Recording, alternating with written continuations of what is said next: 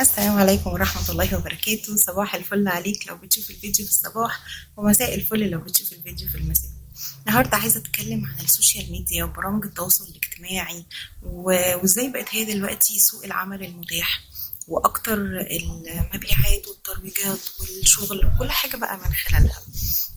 كتير مننا حاسس إنها بعيدة عن مجاله، وإن السوق ده مش مناسب لإن هو يوصل فكرته من خلالها أو يوصل شغله من خلالها.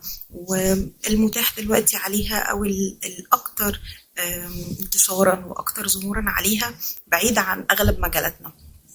أنا عايزة أقول لك لأ، استخدم الأدوات بتاعت السوشيال ميديا وكل برامج التواصل الاجتماعي إنها أداة من أدواتك. استخدمها في إن أنت توصل للناس، إنك توصل فكرتك. استخدمها في إن أنت تطور من مجالك، تطور من شغلك بطريقة مختلفة.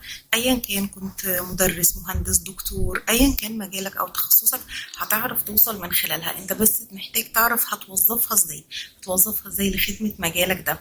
ما تحسش إنها بعيدة عنك قوي وإن خلاص بقى سوق العمل مختلف دلوقتي عن مجالي.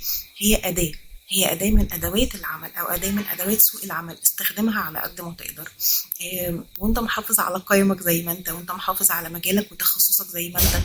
اعرف انها الطريقة الأوصل وصولا للناس دلوقتي. فازاي ممكن توصل بيها فكرتك، او ممكن توصل بيها شغلك او تخصصك، او ممكن تساعدك في ان انت تطور من نفسك. هو ده المطلوب من السوشيال ميديا. ما تحسش ان الكاميرا صعبة وليها هيبة، وانا مش هعرف اوصل منتجي، وانا مدرس فمش هعرف اقول حاجة، او انا مهندس فمش هعرف اوصل اللي انا عايزه. لا، هتعرف تستخدمها وهتعرف توصل من خلالها. مطلوب منك بس ان انت تعرف هتستخدمها ازاي.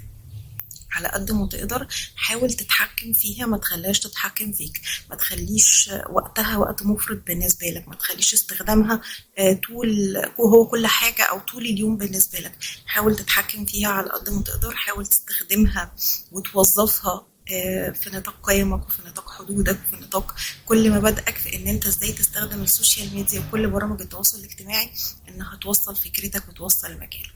ربنا يوفقكم جميعا، والسلام عليكم ورحمة الله.